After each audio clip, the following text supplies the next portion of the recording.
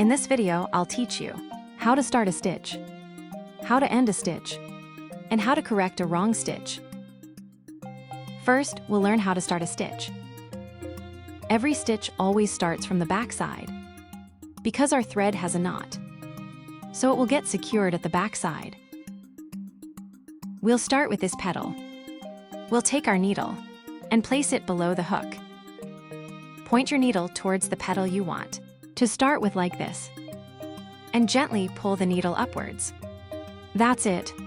This is how you start a stitch.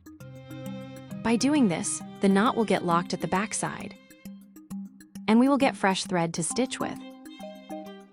How to hold a needle while doing embroidery. When you're pulling the needle, make sure one hand is on the thread so that the thread doesn't come out of the needle.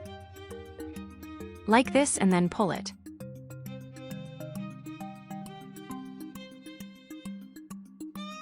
We lock a stitch when our design is complete or when the thread is about to finish.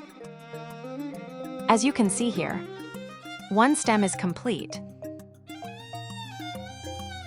Now, before going to the next step, I will lock this and then start the second step. We cannot directly jump from here to the second stage without locking. Otherwise, the back side of your whole project will look messy. We always lock the stitch on the back side. For this, we will turn our hoop. Now near the place where the thread has come out, under whichever stitch is nearby, we will insert our needle. Like this. Pull the needle not completely. Keep a small loop, and from inside the loop, pass the needle back again and pull.